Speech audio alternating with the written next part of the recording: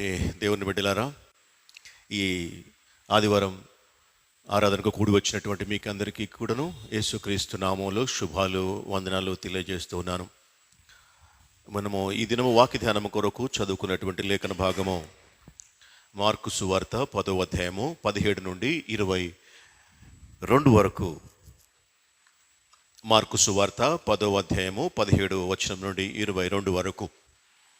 ఇక్కడ ఒక వ్యక్తి ఒక ప్రశ్న యేసు ప్రభువుకు వేస్తూ ఉన్నట్లుగా మనము చూస్తాం. ఈ ప్రశ్న ప్రతి ఒక్కరము మనము వేసుకునవలసినటువంటిది. విశ్వాసి అయినటువంటి ప్రతి ఒక్కరూ కూడాను ఈ ప్రశ్న మనల్ని మనము వేసుకోవాలి.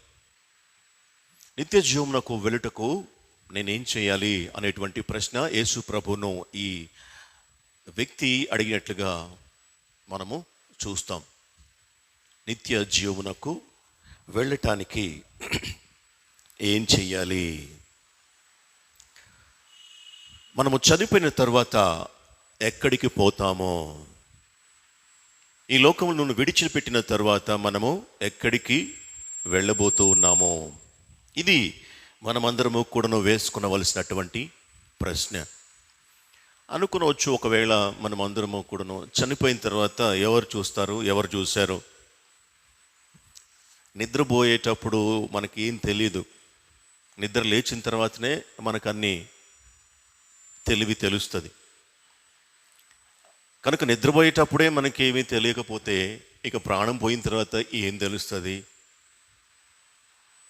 కాబట్టి ఏం పర్లేదు, మనకేం తెలీదు అని అనుకుంటామేమో. ఒకవేళ నిద్రపోయేటప్పుడు మైండ్ సబ్కాన్షియస్లో ఉంటుంది, చనిపోయిన తర్వాత మైండ్ కాన్షియస్లో ఉంటుంది. బైబిల్ చెప్తుంది. లాజరు ధనవంతుడు కథ మనకు అందరికీ తెలుసు. ఆ ఉపమానం యేసు ప్రభు చెప్పినటువంటి ఉపమానం. లాజరు ధనవంతుడు. లాజరు ధనవంతుడు ఇద్దరూ బ్రతికి ఉన్నారు. ఒకరినొకరు చూసుకున్నారు, ఒకరినొకరు ఎరుగుదురు. లాజరు ధనవంతుడు ఇద్దరు కూడా చనిపోయినారు. చనిపోయిన తర్వాత కూడాను ఇద్దరు చెరో ప్రాంతానికి వెళ్ళారు, చెరో చోటుకి వెళ్ళారు. అక్కడికి వెళ్ళిన తర్వాత కూడాను వారు ఒకరినొకరు చూసుకుంటూ ఉన్నారు. అయితే ఆ ప్లేస్కి ఈ ప్లేస్కి మధ్య ఒక గొప్ప అగాధము ఉన్నట్లుగా రాయబడి ఉన్నది. అక్కడ లాజర్ను ధనవంతుడు గుర్తుబట్టి లాజరు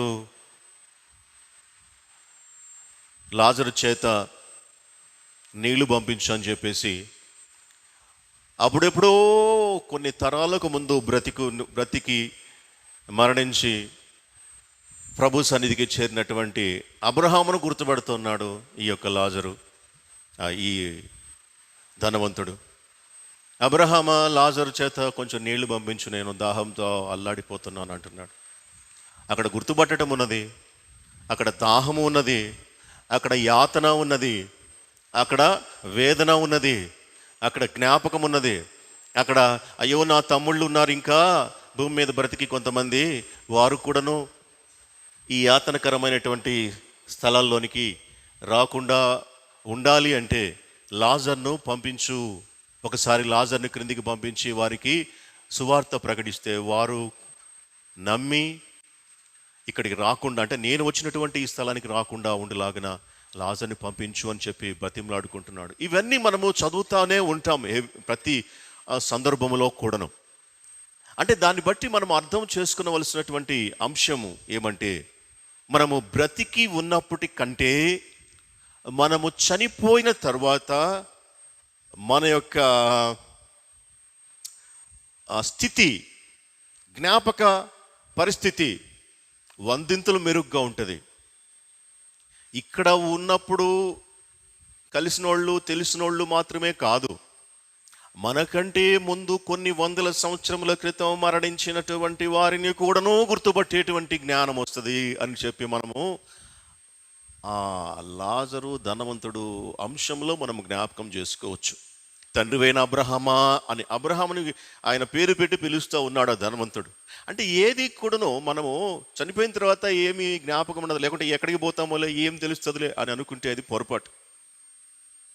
చనిపోయిన తర్వాత అన్నీ కూడాను చాలా పర్ఫెక్ట్గా, ఇప్పటికంటే ఇంకా మరి 100 ఎక్కువగా మనము మెలకువతోటి, జ్ఞానముతోటి, జ్ఞాపకముతోటి ఉంటాము. అయితే ఈ లోకంలో మనం బ్రతికేది 70 సంవత్సరములు లేకుంటే 80 సంవత్సరాలు. ఈ లోకము విడిచిపెట్టి వెళ్ళిన తర్వాత మనం ఉండబోయేటువంటి స్థలమే నిత్యత్వం. అక్కడ అంతము లేదు. అయితే ఆ అంతము లేనటువంటి స్థలాల్లోనికి వెళ్ళే ముందు మనము ఎటు వెళుతున్నాము అనేటువంటిది తప్పనిసరిగా ఇక్కడనే రూఢిపరుచుకోవాలి. మనం ఎటు వెళుతున్నాము, ఎక్కడికి వెళుతున్నాము అనేటువంటిది ఈ లోకంలో ఉండగానే నిర్ణయించబడతది మనము జీవించేటువంటి జీవన విధానమును బట్టి. మన జీవితమును బట్టి మన యొక్క డెస్టినేషన్ ఆధారపడి ఉంటుంది అనేటువంటిది మనము మొదటగా తెలుసుకోవాలి. నేను నిత్య జీవములోనికి వెళ్తానా లేదా నిత్య నరకములోనికి వెళ్తానా? ఈ 2 ప్రశ్నలు మన యొక్క జీవితంలో ప్రతి ఒక్కరూ కూడాను వేసుకోవాలి. మనలో ఉన్న జీవము వెళ్ళిపోయిన తరువాత ఏమైపోతాయి ఈ ప్రేమలు, బంధాలు? ఒకవేళ ప్రేమలు అనేటువంటివి దేవుని రాజ్యం ప్రేమ రాజ్యం కాబట్టి ప్రేమ అక్కడ ఉంటుంది అని చెప్పి లేఖనము తెలియజేస్తూ ఉన్నది. చివరిదాకా ఉండేటువంటిది విశ్వాసము, ప్రేమ, నిరీక్షణ.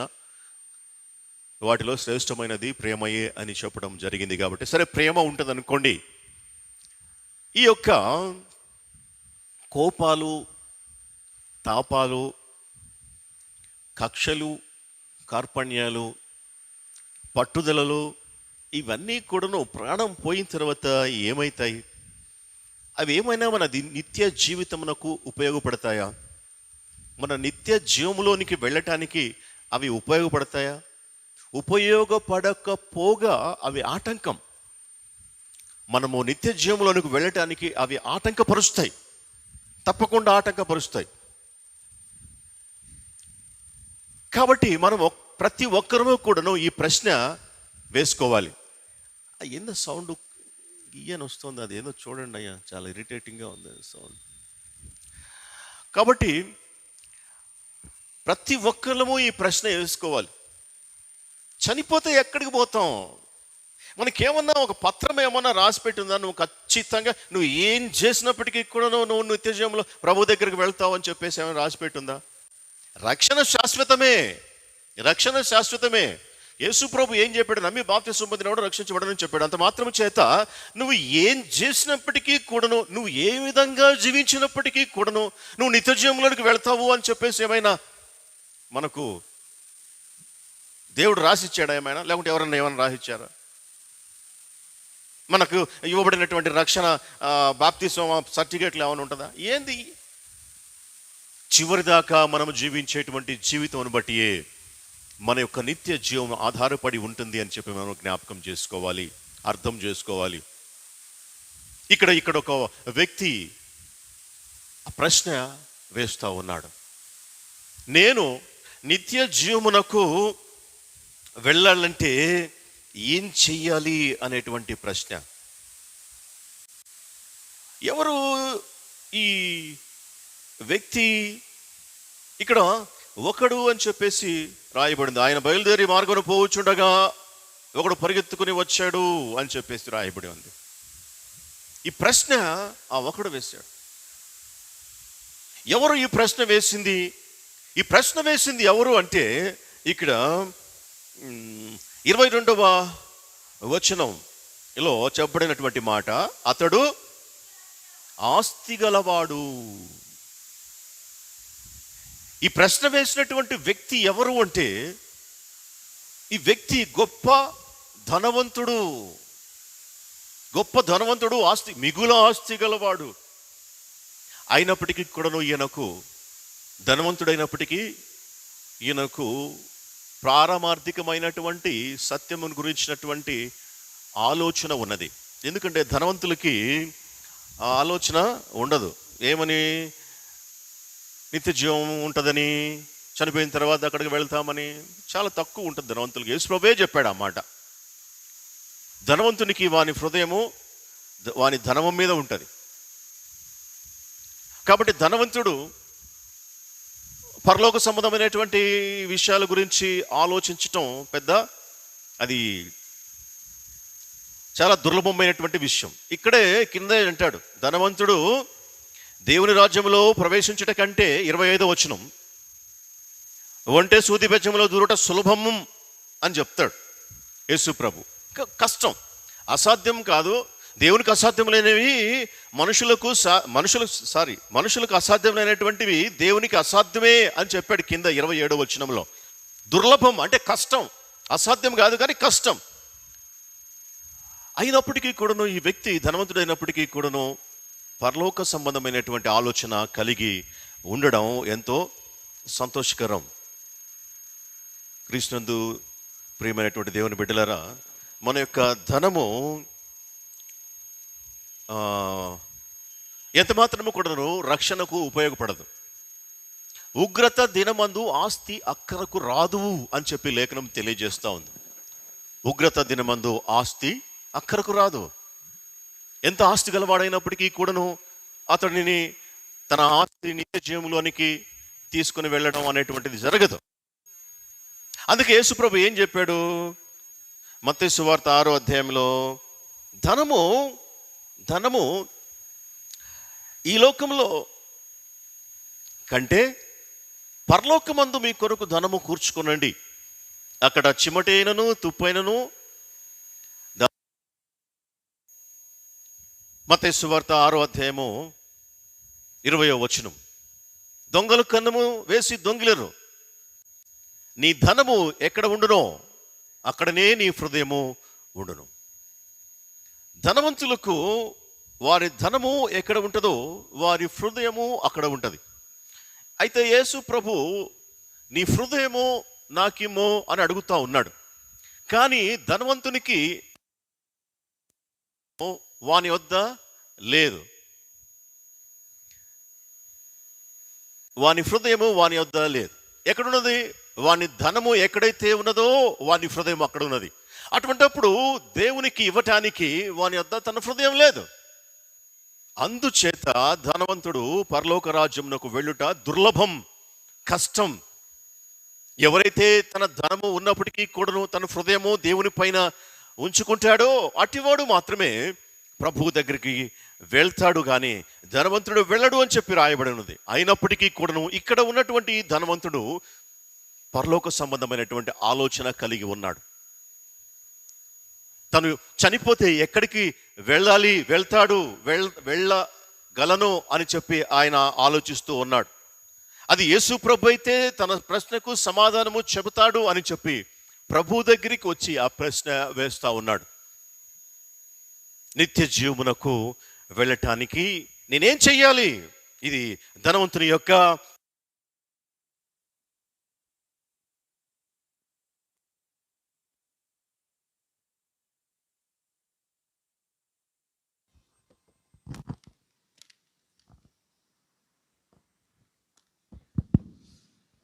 ధనవంతుడు తన ధనం మీద కాకుండా అంటే కొంచెం తన మనసును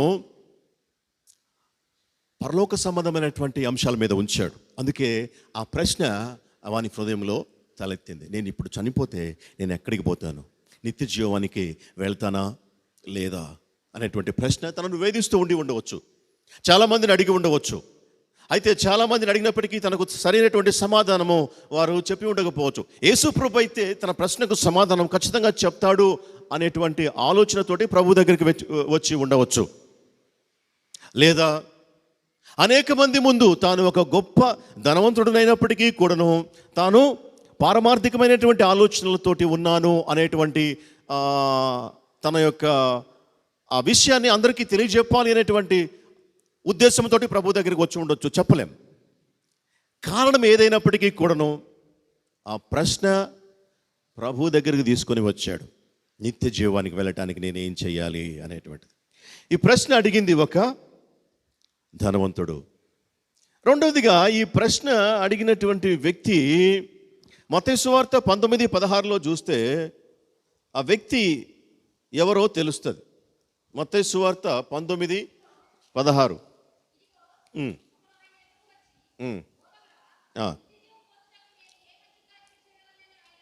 20వ వచనం చదవమ్మా. అందుకు ఆ యవ్వనుడు, యేసు ప్రభువు కొన్ని చెప్పాడు, అందుకని ఆ యవ్వనుడు అంటున్నాడు అనేటువంటి మాట ఇక్కడ రాయబడింది. ఎవరు ఈ ప్రశ్న వేసినటువంటి వ్యక్తి? ఎవరు? ఒక యవ్వనస్తుడు, ఒక యంగ్స్టర్ వేసినటువంటి ప్రశ్న ఇది. ఇది ఆశ్చర్యకరమే. ఒక యవ్వనస్తుడు పారమార్థికమైనటువంటి పరసంబంధమైనటువంటి ఆలోచన కలిగి, నేను చనిపోతే అనేటువంటి ఆలోచన కలిగి ఉన్నాడంటే చాలా ఆశ్చర్యమే. ఎందుకంటే యవ్వనులకు ఎందుకు ఉంటుంది ఆలోచన? సాధారణంగా వయసు ఉడిగినటువంటి వారికి ఉంటే అదొక అర్థం ఉంది, నేను చనిపోతే ఎక్కడికి పోతాను అనేటువంటి ఆలోచన. కానీ ఇక్కడ ఈ వ్యక్తి ఒక యవ్వనస్తుడు. ఈ యవ్వనస్తుడు పరలోక సంబంధమైనటువంటి ఆలోచనలు కలిగి ఉన్నాడు. చాలా సంతోషకరమైనటువంటి విషయం. యవ్వనస్తుల్లో ఈ దినాలలో కూడాను చాలా ఆత్మీయ సంబంధమైనటువంటి ఆలోచనలు కలిగి బైబిల్ చదువుటేందును ప్రార్థన చేయటందును చాలా ఆతృత కలిగి ఉండటం చూస్తూ ఉన్నాం. అది చాలా ఆనందకరమైనటువంటి విషయం. ఒక యవ్వనుడికి పరసంబంధమైనటువంటి ఆలోచన కలిగి ఉండటం. సరే, ఈ యవ్వనుడు ప్రభు దగ్గరికి వచ్చి మాట్లాడుతూ ఉన్నాడు. రెండవదిగా ఈ ప్రశ్న అడిగినటువంటి వ్యక్తి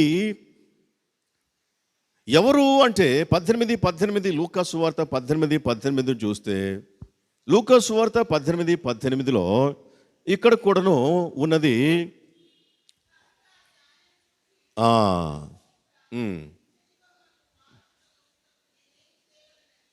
అడిగాను చాలు. ఎవరు ఈ వ్యక్తి? ఈ ప్రశ్న ఎవరి నుండి వచ్చింది?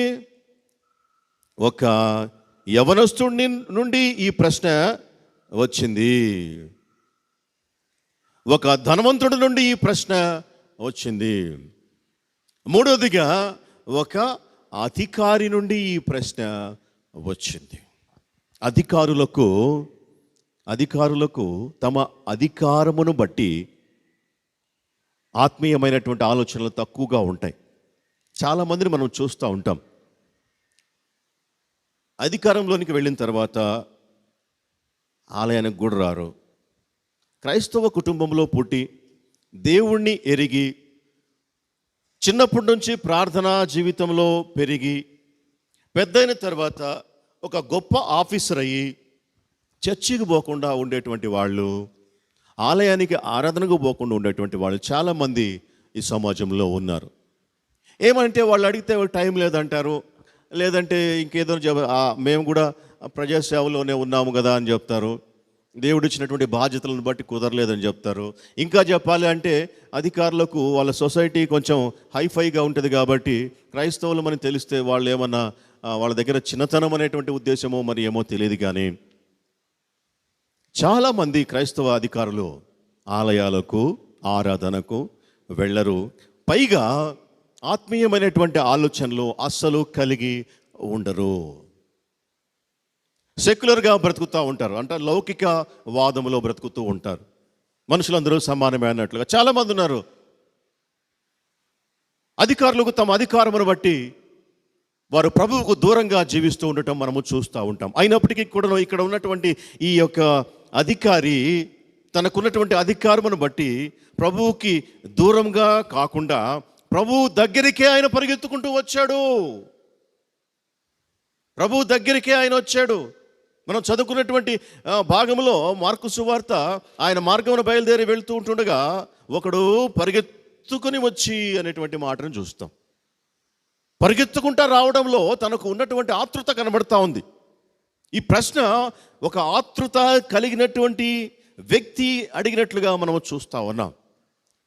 ఒక ధనవంతుడు అడిగినట్లుగా మనము చూస్తూ ఉన్నాం, ఒక యవ్వనుడు అడిగినట్లుగా మనం చూస్తూ ఉన్నాం, ఒక అధికారి అడిగినట్లుగా మనం చూస్తూ ఉన్నాం. చాలా ఆశ్చర్యకరం. ఇన్ని ఉన్నతమైనటువంటి గుణాలు, లక్షణాలు కలిగినటువంటి ఒక వ్యక్తికి నేను చనిపోతే పరలోక రాజ్యానికి పోతానా లేదా అనేటువంటి ఆలోచన కలగటమే గొప్ప విషయం. కాబట్టి ప్రతి వ్యక్తి కూడాను ఈ ప్రశ్న వేసుకోవాలి, ఎప్పుడు మన ప్రాణము పోతుందో తెలియదు. కనుక ప్రాణము పోయినప్పుడు మనము ఎక్కడికి పోతాం?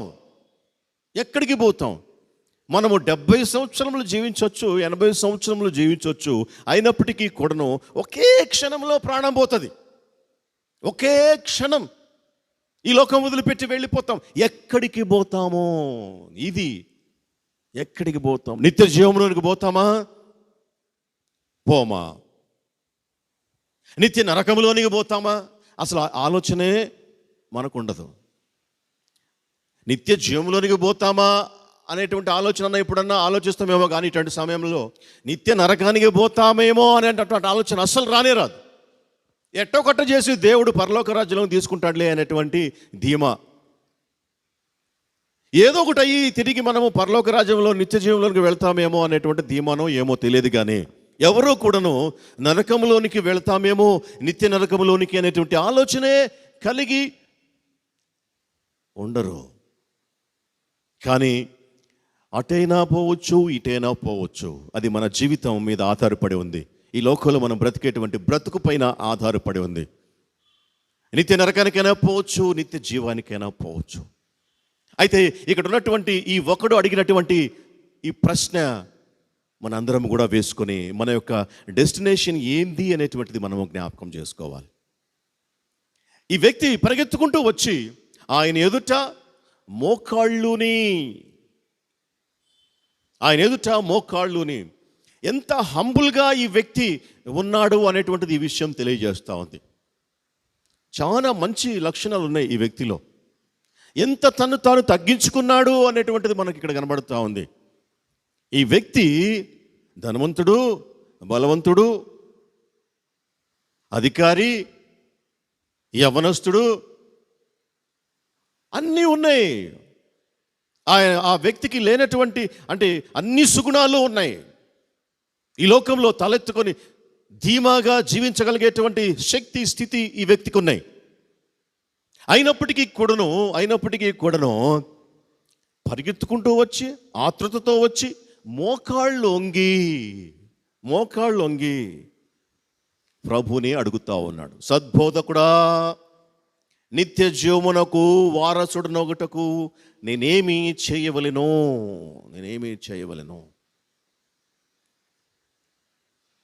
మంచి ప్రశ్న. అడగవలసినటువంటి వ్యక్తిని అడగవలసినటువంటి టైంలోనే అడిగాడు. అంతవరకు చాలా బాగుంది. మన వ్యక్తిగత జీవితం కూడాను చూస్తే పైకి చాలా బాగున్నట్టుగా ఉంటుంది కూడాను.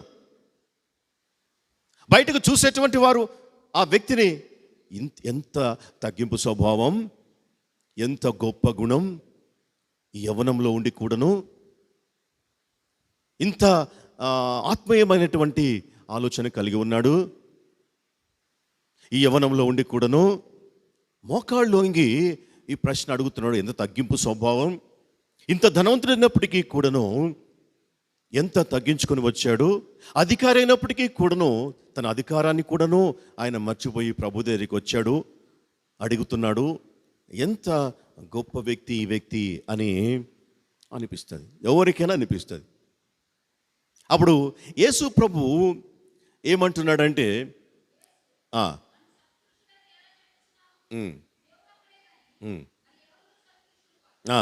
అయితే ఇక్కడ యేసు ప్రభు చెప్పినటువంటి సమాధానం ఏమంటే, సరే ఓకే, నీవు నన్ను సద్బోధకుడా అని అంటూ సంబోధిస్తూ ఉన్నావు. సద్బోధకుడా అని సంబోధించడంలో నీ యొక్క ఉద్దేశం ఏంది? ఎందుకంటే సత్పురుషుడు ఎవరు? దేవుడు ఒక్కడే సత్పురుషుడు. మంచివాడు ఎవరు? దేవుడొక్కడే మంచివాడు. నన్ను నువ్వేమో సత్పురుషుడా అని సంబోధిస్తున్నావు. నువ్వు విశ్వాసముతో వచ్చావా లేక విశ్వాసం లేకుండా వచ్చావా? నువ్వు విశ్వాసముతో వచ్చి ఈ ప్రశ్న అడుగుతూ ఉన్నావా లేక నిన్ను నువ్వు గొప్పగా పోస్ట్ చేసుకోవడం కోసం ఈ ప్రశ్న అడుగుతూ ఉన్నావా? నిజంగా దేవుని పైన ప్రేమతో ఆలయానికి వస్తూ ఉన్నావా లేక నీ యొక్క ఆత్మ సంతృప్తి కోసం లేదా సొసైటీ కోసం లేదా అలవాటు ప్రకారంగా చిన్నప్పటి నుంచి పోతున్నాం కదా అనేటువంటి ఉద్దేశంతో వస్తున్నావా? క్రైస్తవ కుటుంబంలో పుట్టాము, ఆలయానికి పోకపోతే ఏదోలా ఉంటుంది, అలవాటైపోయినటువంటి కార్యము కాబట్టి ఆలయానికి వెళ్ళాలి అని వస్తున్నావా? ఆలయానికి రావటంలో నీ ఉద్దేశమేంది? ప్రభువు దగ్గరికి రావటంలో నీ ఉద్దేశమేంది? నువ్వు పలికేటువంటి మాట సత్పురుషుడా అని అంటున్నావు. సత్పురుషుడా అని అనడములో నా పైన నీ ఉద్దేశం ఏమిటి? దేవుడు ఒక్కడే సత్పురుషుడు కదా, మరి నువ్వు నన్ను ఏమనుకుంటున్నావు? నువ్వు నన్ను ఏమనుకుని నా దగ్గరికి వచ్చి ప్రశ్న అడుగుతున్నావు? ఇది యేసు ప్రభు మాట్లాడుతున్నటువంటి మాట. మనం ఆలయానికి వస్తూ ఉన్నాం, పుట్టిన దగ్గర నుంచి చిన్నతనం నుండి వస్తూ ఉన్నాం. అలవాటుగానే వస్తున్నామా లేక క్రైస్తవం కాబట్టి వస్తున్నావా? నిజంగా లేకపోతే ప్రభువు నందు విశ్వాసం ఉంచి దేవుని సన్నిధిని అనుభవించాలనేటువంటి ఉద్దేశముతోటి, దేవుని ముఖదర్శనము చేయాలి అనేటువంటి ఉద్దేశముతోటి వస్తూ ఉన్నామా? ఇది ప్రభు అడుగుతూ ఉన్నాడు. ఆ వ్యక్తిని అడిగాడు ఆ దినాన, ఈ దినాన మనలను కూడాను అడుగుతూ ఉన్నాడు. ఎందుకు వస్తున్నావు? ఏ ఉద్దేశంతో వస్తున్నావు? ఇక్కడ ఈ వ్యక్తి వచ్చినటువంటి ఉద్దేశము వేరే. ఈ వ్యక్తి వచ్చినటువంటి ఉద్దేశము వేరే. తన్ను తాను గొప్పగా కనపరుచుకోవడం కోసం ఈ వ్యక్తి ప్రభు దగ్గరికి వచ్చాడు. తన గురించి తాను అనేకులు గొప్పగా చెప్పుకోవాలనేటువంటి ఉద్దేశంతో ఈ వ్యక్తి ప్రభు దగ్గరికి వచ్చాడు. తన గురించి 10 మంది మంచిగా అనుకోవాలి అనేటువంటి ఉద్దేశంతో ప్రభు దగ్గరికి ఈ వ్యక్తి వచ్చాడు. ఇంత చిన్న వయసులోనే ఇంత ఆత్మీయమైనటువంటి ఆలోచన కలిగి ఉన్నాడే, ఎంత గొప్పవాడు ఈ వ్యక్తి అని అనుకోవాలి అని చెప్పి ఈ వ్యక్తి ప్రభు దగ్గరికి వచ్చాడని చెప్పి ఇక్కడ స్పష్టంగా తేటతెల్లమవుతుంది. ఆయన మనసు ఎరిగినటువంటి వాడు కాబట్టి ప్రభు ఈ ప్రశ్న అంటున్నాడు. నువ్వు సత్పురుషుడు అని అంటున్నావు కానీ దేవుడు ఒక్కడే మరి సత్పురుషుడు. మరి నువ్వేమో నన్ను సత్పురుషుడు అంటున్నావు. మరి నా మీద నీ ఉద్దేశం ఏంది? నన్ను ఏమనుకుని నా దగ్గరికి వచ్చావు? నువ్వు ఏ ఉద్దేశంతో వచ్చావు? నమ్మకంతో వచ్చావా? విశ్వాసముతో వచ్చావా? అక్కడ మనకు విశ్వాసం కనబడుతుందా? ఈ యవనస్తుడి రాకడలో కానీ, ప్రభు దగ్గరికి వచ్చే విధానంలో కానీ, ఆ మాట్లాడే విధానంలో కానీ, ఆ మోకాళ్ళు వంగడం కానీ, ఆ ప్రశ్న అడగడం కానీ, ఇవన్నీ చూసే వాళ్ళందరికీ కూడాను ఆహా అనిపిస్తుంది. కానీ ప్రభువుకు మాత్రమే తెలుస్తూ ఉంది ఈ విషయం. ఈ వ్యక్తి ఎందుకు వచ్చాడు? తనను తాను గొప్పగా కనపరుచుకోవడానికి వచ్చాడు, అంతకు తప్ప మరొకందుకు కాదు. అందుకే ప్రభు అంటున్నాడు, మరి ఎవడను సత్పురుషుడు కాడు. 19వ వచనం, నరహత్య చేయవద్దు, వ్యభిచరింపవద్దు, దొంగిలింపవద్దు, అబద్ధ సాక్ష్యం పలకవద్దు, మోసపుచ్చవద్దు, నీ తల్లిదండ్రులను సన్మానింపము అను ఆజ్ఞలు నీకు తెలియను కదా అని అతనితో చెప్పాను. ప్రభు ఆయన యొక్క మనసెరిగే ఈ మాటలు మాట్లాడుతున్నాడు. మామూలుగా నికోదేము వచ్చాడండి ప్రభు దగ్గరికి. నికోదేము వచ్చి ప్రభుతో మాట్లాడుతుంటే ప్రభు ఏమన్నాడు నికోదేముతోటి? తిరిగి జన్మించకుండా ఉంటే ఒకడు నిత్య జీవములోనికి వెళ్ళలేడు, పరలోక రాజ్యం చూడలేడు అన్నాడు.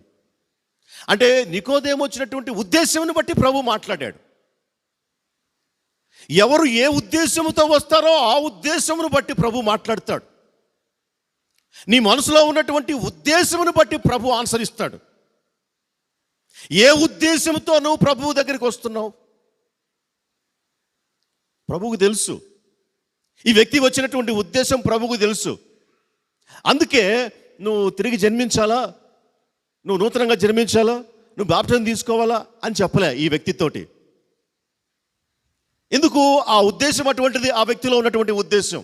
అందుకే ఆ మనసులో ఉన్నటువంటి ఆయన మనసులో అనగా ఆ యవనస్తుడి మనసులో ఉన్నటువంటి ఆలోచనలను బట్టి, ఉద్దేశమును బట్టి ప్రభు ఇక్కడ మాట్లాడుతున్నాడు. ఏమని?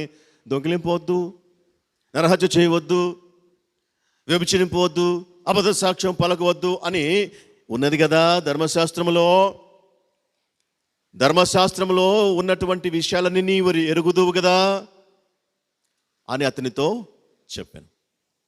చెప్పినప్పుడు ఆ వ్యక్తి ఏమనాలి?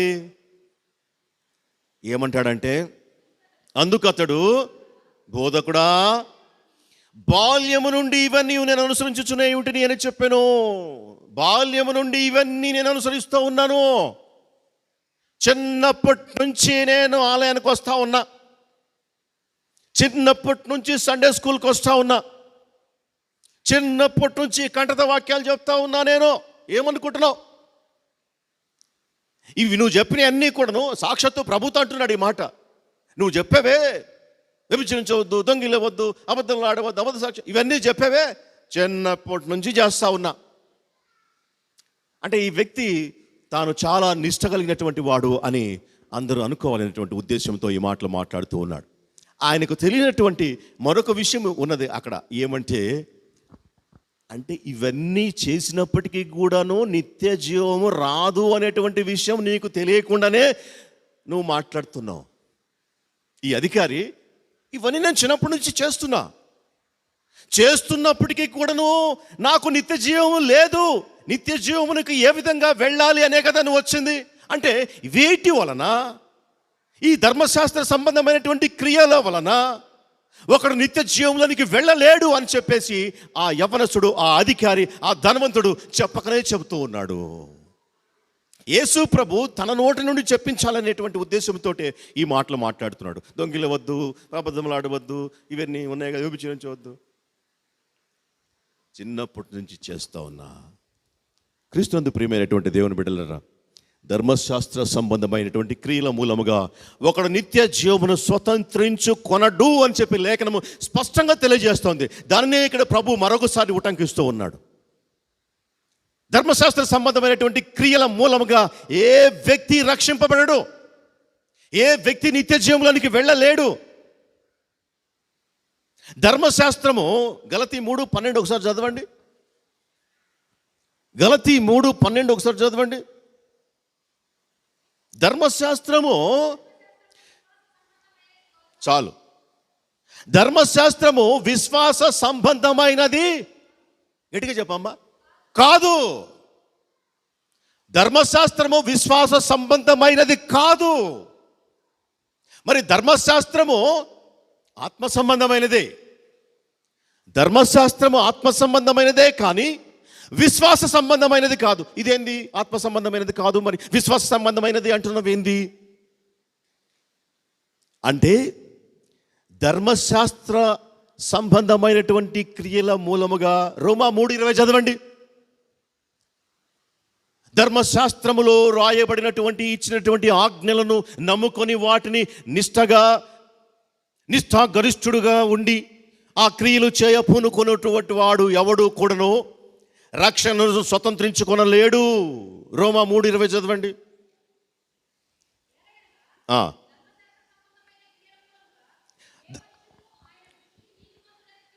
ధర్మశాస్త్ర సంబంధమైనటువంటి క్రియల మూలముగా ఏ మనుషుడును ఆయన దృష్టికి నీతిమంతుడుగా తీర్చబడడు. ధర్మశాస్త్రం వలన పాపమనగా ఎట్టిదో మాత్రమే తెలియబడుచు ఉన్నది. ధర్మశాస్త్రంలో ఇది చెయ్యొద్దు, అది చెయ్యొద్దు, అది తినవద్దు, ఇది తినొద్దు, అట్లా ఉండొద్దు, ఇట్లా ఉండొద్దు, ఈ విధంగా శుభ్రంగా ఉండాలి, ఆ విధంగా అపవిత్రం అవుతావు, అది తాకొద్దు, ఇది ముట్టొద్దు. ఇవే కదా ధర్మశాస్త్రంలో రాయబడినటువంటి క్రియలు. ఆది నుండి కూడాను మోషే ధర్మశాస్త్రము చెప్తూ ఉన్నటువంటిది ఇదే. అందుకే ఈ ధర్మశాస్త్ర సంబంధమైనటువంటి క్రియల మూలంగా ఒక రక్షణలోనికి వచ్చే పని అయితే క్రీస్తు రావటం అవసరం లేదు. యేసు ప్రభు ఈ లోకంలోనికి వచ్చి నరవతారిగా వచ్చి చనిపోవడము అవసరం లేదు. రక్షణ ధర్మశాస్త్రం వలన అయితే క్రీస్తు చనిపోయింది నిష్ప్రయోజనమే. గలతీ 2:21 రాయబడింది. నీతి ధర్మశాస్త్రం వలనైతే ఆ పక్షమందు క్రీస్తు చనిపోయినది నిష్ప్రయోజనము. మరి ధర్మశాస్త్రం ఎందుకు ఇచ్చాడు? ధర్మశాస్త్రం ఎందుకు ఇచ్చాడు ప్రభు? ఎందుకు చదువుకోమంటున్నాడు? ధర్మశాస్త్రం అంటే కేవలము మోషేకు సీనాయి పర్వతం పైన ఇచ్చినటువంటి ఆజ్ఞలు. నిర్గమకాండము, లేవీకాండము, సంఖ్యాకాండము, ద్వితీయోపదేశ కాండములో ఉన్నటువంటి ఆజ్ఞలు. వీటిని ఆచరించడం ద్వారా ఏ వ్యక్తి నిత్య జీవంలోనికి వెళ్ళాడు? ఏ వ్యక్తి రక్షించబడలేడు? ఏ వ్యక్తి నీతిమంతుడిని తీర్చబడలేడు? మరి ధర్మశాస్త్రం ఎందుకు ఇచ్చినట్టు దేవుడు? ఎందుకు ఇచ్చాడు అంటే సంపూర్ణమైనటువంటి నియమము వచ్చేంత వరకు, అనగా యేసు క్రీస్తు ఈ లోకంలోనికి వచ్చేంత వరకు ధర్మశాస్త్రము అందరినీ పాపములో బంధించి అలాగున ఉంచిపెట్టింది. ధర్మశాస్త్రం అనగా పాపం అనగా ఎట్టిదో ధర్మశాస్త్రము తెలియజేయబడతా ఉంది. ధర్మశాస్త్రం లేకముందు పాపం అనగా ఎట్టిదో నాకు తెలియదు. ఇది చెయ్యొద్దు, ఇది చెయ్యాలి అని చెప్పేంత వరకు ఇది చెయ్యొచ్చో అది చెయ్యకూడదో తెలియదు. ఇది పాపము, ఇది పుణ్యము అనేటువంటి విషయాలు ధర్మశాస్త్రం వచ్చేంత వరకు తెలియదు. కాబట్టి ధర్మశాస్త్రం ఏం చేస్తున్నదంటే అంటే పాపాన్ని డిక్లేర్ చేస్తూ ఉంది. ఇది పాపము అని చెప్పి తెలియజేస్తూ ఉంది అంతే. అంతకు తప్పించి ధర్మశాస్త్రం వల్ల వచ్చేటువంటి ఏమీ లేదు. కాలం పరిపూర్ణమయ్యేంత వరకు, అనగా యేసు ప్రభు ఈ లోకంలోకి వచ్చేంత వరకు మనుషులందరి యొక్క మనస్సాక్షులు మేము పాపులము కదా అనేటువంటి ఆలోచనతో నింపబడినట్లుగా ధర్మశాస్త్రము అందరినీ పాపములో బంధించను అని చెప్పి రాయబడి ఉన్నది. ధర్మశాస్త్రము అందరికీ కూడాను బాలశిక్షకుడు ఆయను అని చెప్పి రాయబడి ఉన్నది. బాలశిక్షకుడు అంటే చిన్నప్పుడు పిల్లలు అటు పోతుంటే బెత్తం పట్టుకొని అటు వెళ్ళొద్దు అని ఒక దెబ్బ కొట్టి, ఇటు వస్తుంటే ఇటు రావద్దు, అటు వెళ్ళొద్దు అని చెప్పి చిన్నప్పుడు ఏ విధంగా భయపెట్టి బెదిరించి సక్రమమైన దారిలో పెడతారో బాలశిక్షకుడు అంటే అది. అజ్ఞాన కాలమందు బాలశిక్షకుడిగా ధర్మశాస్త్రం వ్యవహరించింది. ఈ విషయాలు చాలామందికి తెలియదు, అందుకే చెప్పాల్సి వస్తూ ఉంది. ఈ విషయాలు చాలామందికి తెలియదు. ఒక సహోదరుడు అడిగాడు అనమాట మొన్న ఆ మధ్య, అవును అప్పుడేమో దేవుడు అట్లా చేయొద్దు, అది తినొద్దు అని దేవుడు డైరెక్ట్గా చెప్పాడు కదా, ఇప్పుడేమో పౌలు వచ్చేసి అన్నీ తినమంటున్నాడు కదా, మరి అది చేయాలనా ఇది చేయాలనా? దేవుడు చెప్పిందే కదా చేయాలా? కన్ఫ్యూషన్. తెలియలేదు, తెలుసుకోవాలి. ధర్మశాస్త్రంలోని ఆజ్ఞల ద్వారా ఎవ్వడు కూడా రక్షణలోనికి రాలేడు. తెలుసుకోవాలి. గలతీ 3:10 చదవండి. గలతీ 3:10. గలతీలు రాసిన పత్రిక. అమ్మ చదువు. ధర్మశాస్త్రము విధించిన క్రియలకు సంబంధులందరూ శాపమునకు లోనై ఉన్నారు. ఎందుకనగా విధులన్నీ చెవిటి యందు నిలకడగా ఉండని ప్రతివాడును శాపగ్రస్తుడు అని వ్రాయబడి ఉన్నది. ధర్మశాస్త్రము చేత ఎవడును దేవుని ఎదుట నీతిమంతుడని తీర్చబడడు అను సంగతి స్పష్టమే. నీతిమంతుడు జీవించును. విశ్వాసము మాత్రమే ఒకడిని రక్షిస్తుంది కానీ ధర్మశాస్త్రంలో వ్రాయబడినటువంటి క్రియల మూలముగా ఎవ్వడు కూడా నీతిమంతుడు అని దేవుని ఎదుట తీర్చబడడు. ఈ విషయాన్ని ఈ వ్యక్తికి చెప్పడానికి ప్రభు అంటున్నాడు, ఆజ్ఞలు ఉన్నాయి కదా, అవన్నీ చేస్తున్నావా? చిన్నప్పటి నుంచి చేస్తున్నా ప్రభు. ఏమనుకున్నావు? చిన్నప్పటి నుంచి చేస్తున్నా. దానివల్ల వస్తుందా రక్షణ? ప్రతి ఆదివారం చర్చికి పోతా, దానివల్ల వస్తుందా రక్షణ? ప్రతిరోజు బైబిల్ చదువుతా, దానివల్ల రక్షణ రాదు. ప్రతిరోజు ప్రార్థన చేస్తా, దానివల్ల రక్షణ రాదు. ప్రభు అని పిలుచు ప్రతివాడు నా రాజ్యంలో ప్రవేశింపడు. ప్రభువా ప్రభువా ప్రభువా, తండ్రి తండ్రి తండ్రి అని పిలుచు ప్రతి వాడు నా రాజ్యంలో ప్రవేశింపడు. క్రీస్తు చాలా డైరెక్ట్గా చెప్పాడు. మరి ఎవడు ప్రవేశిస్తాడు?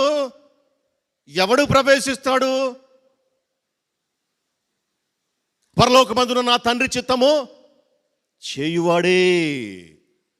ఏంటిది తండ్రి చిత్తము? యేసు క్రీస్తునందు విశ్వాసము ఉంచుటయే. విశ్వాస సంబంధ మూలముగానే ఒకడు నిత్య జీవములోనికి ప్రవేశిస్తాడు. అందుకే ఇక్కడ ధర్మశాస్త్రము విశ్వాస సంబంధమైనది కాదు అని చెప్పి రాయబడింది. అర్థమవుతుందా? ఎందుకు ఎప్పుడు కూడా అన్ని తినొచ్చు అని పాస్ట్ ఎందుకు చెప్తాడు? అన్ని తినొచ్చండి క్రైస్తవులు అని ఎందుకు చెప్తాడంటే ఇందుకే. ధర్మశాస్త్ర సంబంధమైనటువంటి ఏ ఆజ్ఞ మూలముగా కూడాను ఒకడు నిత్య జీవంలోనికి వెళ్ళాడు. ఆశ్చర్యంగా ఉంది కదా? ఆశ్చర్యమే. వాళ్ళకు కూడా ఆశ్చర్యం వేసింది. ఎవరికి? యేసు ప్రభు బ్రతికున్నప్పుడు ఈ లోకంలో ఉన్నారే శాస్త్రులు పరిసయ్యులు, వీళ్ళందరికీ ఆశ్చర్యం వేసింది. ఆశ్చర్యం తర్వాత బాధ వేసింది. బాధ తర్వాత కోపం వచ్చింది. కోపం తర్వాత ఉక్రోషం వచ్చింది. ఉక్రోషం తర్వాత చంపేయాలనుకున్నారు ప్రభువుని చంపేయాలనుకోవడంలో ఒక కారణం, బలమైనటువంటి కారణం ఏమంటే ఈయన ధర్మశాస్త్రంకు విరోధముగా మాట్లాడుతున్నాడు. ఇది ధర్మశాస్త్రం ప్రకారము వ్యభిచారంలో పట్టబడినటువంటి స్త్రీని రాళ్లతో కొట్టి చంపాలి.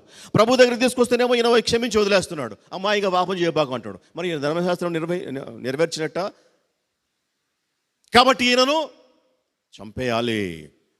కానీ వాళ్ళకి తెలియనటువంటి విషయం ఏమంటే క్రీస్తు ధర్మశాస్త్రమునకు, రోమా 10:4, క్రీస్తు ధర్మశాస్త్రమునకు సమాప్తి అయి ఉన్నాడు.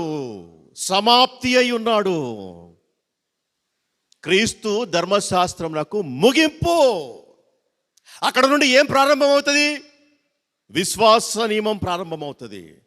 విశ్వాసం ద్వారానే ఒకడు నీతిమంతుడుగా మారుతాడు తప్ప ధర్మశాస్త్రం వలన కాదు. ఇంకొక విషయం చదువుదాం. హెబ్రీ రాసిన పత్రిక, హెబ్రీ పత్రిక 7:18 గబాలను తీసి చదువుదాం, ముగించేసుకుందాం. హెబ్రీ 7:18. ఆ ధర్మశాస్త్రము దేనికిని సంపూర్ణ సిద్ధి కలుగ చేయలేదు కనుక ముందు ఇయ్యబడిన ఆజ్ఞ బలహీనమైనందునను నిష్ప్రయోజనమైనందునను అది నివారణ చేయబడి ఉన్నది. చాలు, నివారణ చేయబడి ఉన్నది. ఎందుకు నివారణ చేయబడి ఉన్నది? అది సంపూర్ణ సిద్ధి కలుగ చేయలేదు. అది బలహీనమైనది. అది నిష్ప్రయోజనమైనందున నివారణ చేయబడి ఉన్నది. హెబ్రీ 8:13 చదవండి. ఆయన క్రొత్త నిబంధన అని చెప్పుట చేత మొదటిది పాతదిగా చేసి ఉన్నాడు. ఏది పాతగిలి ఉడిగిపోవునో అది అదృశ్యమవుటకు సిద్ధముగానున్నది. చూసారా? అందుకే పాత నిబంధన, క్రొత్త నిబంధన అని చెప్పింది. ఏది పాతది అయిపోతుందో, పాతగిలి ఉడిగిపోతుందో అది అదృశ్యమగుటకు సిద్ధముగా ఉన్నది. ఎవడైనా నువ్వు క్రీస్తునందున్న ఎడలవాడు నూతన సృష్టి. పాతవి గతించను. చదువుకుంటామే మనం, అంతే. చదువుకుంటాం, ఆచరించాం. చదువుకుంటాం అంతే, అర్థమే కాదు. పాతవి గతించను. పాతది పాతగిలిపోయింది, ఉడిగిపోయింది, అదృశ్యమగుటకు సిద్ధముగా ఉన్నది. క్రొత్త నియమం వచ్చింది, నూతన నియమం వచ్చింది. లేఖనంలో ఉన్న విషయమే ఉన్నట్టుగా అర్థం చేసుకోవాలి మనం. క్రొత్త నిబంధన క్రింద ఉన్నాం. సమస్తమును ఆయన క్రొత్తదిగా చేసి ఉన్నాడు. ఎవడైనా క్రీస్తును విశ్వసిస్తే వాడు క్రొత్త జన్మ, క్రొత్త నడక, క్రొత్త మనసు, క్రొత్త నిబంధన. పాతది లేదు. మరి ఎందుకుంది? చూసి నేర్చుకోవటానికి. ఓహో, పాత నిబంధనను అనుసరించి వాళ్ళు ఆ విధంగా చేశారు, మనము ఈ విధంగా చేయకూడదు. యుగాంతమందు ఉన్నటువంటి మనకు బుద్ధి కలగడానికి దేవుడు అవన్నిటినీ వ్రాయించి దృష్టాంతములుగా వ్రాయించి ఉంచాడని చెప్పేసి లేఖనము క్లియర్గా చెప్పబడతా ఉంది. చివరిగా హెబ్రీ 10:9 చదవండి. హెబ్రీ 10:9.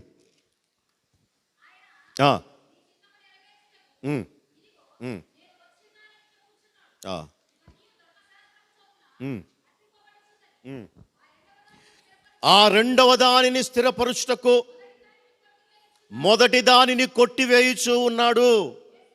చాలు. ఆ రెండవ దానిని స్థిరపరచుటకు మొదటి దానిని కొట్టివేయుచూ ఉన్నాడు. క్రీస్తునందు ప్రియమైనటువంటి దేవుని బిడ్డలారా, ఈ విషయాన్ని ఆ యవ్వనస్తునికి అర్థం కావడం కోసం ప్రభు ధర్మశాస్త్రమును గురించినటువంటి కొన్ని ఆజ్ఞలను ఇచ్చి ఇవన్నీ చేస్తున్నావా అన్నాడు. అంటే ఆయన వచ్చింది ఎందుకు? గొప్పగా కనపరుచుకోవడం కోసం కదా. అందుకని ఆయన ఏమంటున్నాడు? చిన్నప్పటి నుంచి చేస్తున్నా అన్నాడు. చిన్నప్పటి నుంచి చేస్తున్నా అన్నాడు. బాల్యము నుండి ఇవన్నీ అనుసరించి ఉంటున్నాను చెప్పి అందుకు యేసు అతన్ని చూచి అతన్ని ప్రేమించి, అది దేవుని యొక్క గొప్ప ప్రేమ. నువ్వు డాంబికాలు పలికేవాడివిగా, నువ్వు గొప్పలు పోయేవాడివిగా, నువ్వు గొప్పగా కనపరుచుకునేవాడివిగా, నువ్వు ఇంకేమన్నాగా అందరినీ ప్రభు ప్రేమిస్తూ ఉన్నాడు. ఈయన గొప్పగా కనపరుచుకోవడానికి వచ్చాడు, అయినప్పటికీ గుడిను ఆయన ప్రేమించాడు. ప్రభు ప్రేమించి ఆయన అంటున్నాడు, నీకు ఒకటి కొదువుగా ఉన్నది, నీకు ఒకటి కొదువుగా ఉన్నది, నీకు ఒకటి కొదువుగా ఉన్నది, నీకు ఒకటి కొదువుగా ఉన్నది. ఆ ఒకటేందో తెలుసుకోవాలి. కొదువు లేని మనిషి అంటూ ఎవరు ఉండరు. పరిపూర్ణమైనటువంటి మనిషి అంటూ ఎవడో ఉండడు. ఆ కొదువేందో తెలుసుకోవాలి. అందరికీ కొదువులు ఉంటాయి. అందరికీ ఒకటి కాదు 10 ఉంటాయి. అవేంటియో తెలుసుకొని ఆ కొదువులన్నిటినీ పూడ్చుకోవడానికి ప్రయత్నం చేసినప్పుడు మాత్రమే సిద్ధి పొందగలుగుతాం, పరలోక రాజ్యానికి వారసులు కాగలుగుతాం. ఆ కొదువేంటో తెలుసుకోవాలి. ప్రభు చెప్తున్నాడు, నీకు ఒకటి కొదువుగా ఉన్నది. నీవు వెళ్ళి నీకు కలిగినవన్నీ అమ్మి బీదలకిమ్ము, పరలోకమందు నీకు ధనము కలుగును, నీవు వచ్చి నన్ను వెంబడించమని చెప్పాను. అది అతనికి ఉన్నటువంటి కొదువ. ఆయన మనిషి అయితే ప్రభు దగ్గరికి వచ్చాడు కానీ పెద్ద పెద్ద మాటలు పెద్ద పెద్ద ప్రశ్నలు అడుగుతున్నాడు కానీ ప్రజలందరి మొదట గొప్పగా తను తాను ఆవిష్కరించుకుంటున్నాడు. కానీ తన యొక్క మనసు ఎక్కడున్నది? ధనము మీద ఉన్నది, ఆస్తి మీద ఉన్నది. తన మనసు ఆస్తి దగ్గర ఉంచి మనిషి మాత్రమే ఇక్కడికి వచ్చాడు. మనము కూడాను మనుషులు మాత్రం ఎక్కడున్నాం, మన మనస్సులు ఎక్కడున్నాయి అనేటువంటిది జ్ఞాపకం చేసుకోవాలి. మన మనస్సులు ఎక్కడున్నాయి? దేనిపైన ఉన్నాయి? ఎవరిపైన ఉన్నాయి? ఏది సాధించాలని పట్టుబట్టి ఉన్నాయి? దేని కొరకు ఆతృత పడుతూ ఉన్నాయి? ఇది కదా ప్రభు చూసేది, హృదయాలను కదా ప్రభు చూసేది. దేవుడు నరుని పై వేషము చూడడు. నీ ఫిజికల్ హాజరు కాదు ప్రభు చూసేది. మానసికంగా నీ హృదయము ఎక్కడున్నది? నీ హృదయం నీతోటి ఉన్నదా లేదా? ఈ యవనస్తుని హృదయము వానితోటి లేదు. ఈ యవనస్తుని హృదయం ఎవరితోటి ఉన్నది? ఈ అధికారి హృదయం ఎవరితోటి ఉన్నది? ధనముతోటి ఉన్నది, వాని యొక్క ధనముతోటి ఉన్నది. నీ ధనము ఎక్కడ ఉండునో నీ హృదయం అక్కడ ఉండును. కనుక భూమి మీద మీ యొక్క ధనమును కూర్చుకొనకుడి, అక్కడ తుప్పు తినివేయును. పరలోకమందు ధనమును కూర్చుకునుడి. పరలోకమందు కానీ మీ ధనమును కూర్చుకుంటే మీ మనసు పరలోకమందు ఉంటుంది. ఈ లోకమందు ధనమును కూర్చుకుంటే మీ మనసు ఈ లోకంలో ఉన్న ధనం మీద ఉంటుంది. పరలోకంలో ధనము కూర్చుకుంటే పరలోకంలో ఉన్నటువంటి ధనం మీద ఉంటుంది. అప్పుడు ఖచ్చితంగా ఒకడు పరలోక రాజ్యానికి వెళ్ళడానికి అవకాశం ఉంటుంది. అందుకే ప్రభు అంటున్నాడు, ఇక్కడ ఉన్నటువంటి నీ ధనం అమ్మే. ఎందుకంటే ఆ ధనం మీద ఉన్నటువంటి నీ యొక్క మనసు, నీ హృదయము తీసి పరలోకానికి షిఫ్ట్ కాబడుతుంది. ఎప్పుడు? అది అమ్మి బేదలకు ఇచ్చినప్పుడు. నీ ఆస్తి అమ్మి బేదలకు ఇమ్ము, పరలోకమందు నీకు ధనము కలుగును. అప్పుడు నీ యొక్క హృదయము ఈ లోకంలో ఉన్న ధనం మీద నుంచి పరలోకానికి షిఫ్ట్ అవుతుంది. అప్పుడు ఆటోమేటిక్గా నీకు నిత్య జీవము సంక్రమిస్తుంది. నువ్వు ఎవరిని అడగబని లేదు, నువ్వు ఏమేమో చేయబని లేదు. ఒకడు ఏదో చేస్తే రక్షణ రాదు. చేయాల్సిందంతా యేసు ప్రభు చేశాడు, శిలువ మరణం పొందాడు. మనం చేయాల్సింది ఏమీ లేదు. అయితే ఒక్కటి, ఆయన యందు విశ్వాసం ఉంచటం. విశ్వాసము ద్వారానే ఒకడు నీతిమంతుడిగా తీర్చిదిద్దబడతాడు. అట్టివాడు పరలోక రాజ్యానికి అర్హుడు. అయితే ఆ వ్యక్తి మిగులు ఆస్తి గలవాడు కాబట్టి ఆ మాటకు ముఖము చిన్నబుచ్చుకొని దుఃఖపడుచూ వెళ్ళిపోయాను. ఈ దినాన మనము ఇంటికి పోయేటప్పుడు దుఃఖపడతా పోదామా, సంతోషంగా పోదాం? దుఃఖపడతా పోదామా, సంతోషంగా పోదాం? ఎవరి ఛాయిస్ వాళ్ళదే. ఎవరిని ఎవరు ఇబ్బంది పెట్టరు, ఎవరిని ఎవరు బలవంత పెట్టరు. వాక్యము బలవంత పెట్టే సమస్య లేదు. వినవారికి చెప్పని చెప్పాడు యేసు ప్రభు. వినకపోతే వాని కర్మ అన్నాడు. ఆత్మ సంగములతో చెప్పుచున్న మాట చెవిగలవాడు వినుగాక, అంతే. వినకపోతే ఎవరికేమీ నష్టం లేదు. విన్నవాడు మాత్రమే రక్షించబడతాడు.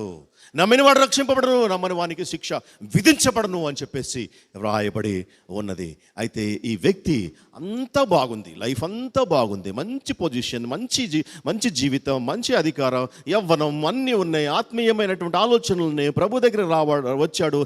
ఎవరైతే నిత్య జీవం ఇస్తారో వారి దగ్గరికే వచ్చి అడిగాడు, మాట్లాడాడు, అంతా చేశాడు. చివరికి దుఃఖపడుతూ వెళ్ళిపోయాడు. చివరికి ఆయనకి మిగిలింది దుఃఖమే. ఎందుకు అంటే అతడు తన హృదయము తన ఆస్తి పైన ఉన్నది. అతనికైతే ఆస్తి అనుకోండి, ఒక్కొక్కరికి ఒక్కొక్కటి ఉంటుంది. అందుకే ప్రభు ఒక్కటి నీకు కొదువుగా ఉన్నది అంటున్నాడు. ఒక్కటి నీకు కొదువుగా ఉన్నది. ఆ ధనవంతుకైతే అతని ఆస్తి, అందరికీ ఉండదు అనుకోండి. ఆస్తి అందరికీ తల ఒకటి ఉంటుంది. హృదయం అంతా అక్కడే ఉంటుంది, మనసంతా అక్కడే ఉంటుంది. మనుషులు మాత్రమే ఎక్కడ ఉంటాం. అది కాదు దేవునికి కావాల్సింది. హృదయం కావాలి. కుమారుడా, నీ హృదయం నాకిమ్ము అని అంటున్నాడు. మనం ఎక్కడో హృదయాలను పెట్టుకొని వచ్చి ప్రభు దగ్గరికి వచ్చి ఎంత ధర్మశాస్త్ర సంబంధమైనటువంటి క్రియలు జరిపించినప్పటికీ, ఎన్ని ఆచార వ్యవహారాలు చేసినప్పటికీ కూడాను రక్షణ, నిత్య జీవము రాదు. మనం సంతోషంగా ఉండాలని దేవుని యొక్క ఉద్దేశం, మనం సంతోషంగా బ్రతకాలని ప్రభు యొక్క ఉద్దేశం. కాబట్టి ప్రభు మాట్లాడుతున్నాడు, మనం సంతోషంగా ఉండాలి అంటే ఒకటి కొదువుగా ఉన్నది. ఆ ఒకటి ఏందో తెలుసుకొని ఆ ఒకటి సరి చేసుకుంటే నిత్య జీవం మన సొంతం. ఎప్పుడు చనిపోయినా ప్రభు దగ్గరికి వెళ్తాం. అక్కడ సంతోషం, ఆనందం, యుగాలు, తరతరాలు. అలాగా కాకుంటే మరొక చోటు ఉంది. ఆ చోటుకి వెళ్ళడం ప్రభు చిత్తం కాదు. ఆ చోటుకి వెళ్ళడం ఎవరికి ఇష్టం లేదు, మనకు కూడా ఇష్టం లేదు. అయితే మనకిష్టమైన చోటుకు వెళ్ళాలంటే మనకున్న కొదువు ఏంటిదో ఆ కొదువును సరి చేసుకోవాల్సిందే. చేసుకోకపోతే ఎవని డెస్టినేషన్ వాడే సొంతగా రాసుకున్నట్టు. ఇది నేను ఇక్కడికి వెళ్తాను. సరి చేసుకుందాం. ఆ కొదువులన్నింటినీ మనం పూడ్చుకుందాం. వాక్యపు వెలుగులో మన జీవితాలను మనం ప్రభువుకు అప్పగించుకుందాం. ప్రభు మన హృదయాలను కోరుతూ ఉన్నాడు. మన ప్రభువుకి మన హృదయాన్ని అప్పగిద్దాం. అట్టి కృప పరిశుద్ధాత్మ దేవుడు మనకందరికీ సమృద్ధిగా అనుగ్రహించునుగాక. ఆమెన్. ప్రార్థన చేసుకుందాం.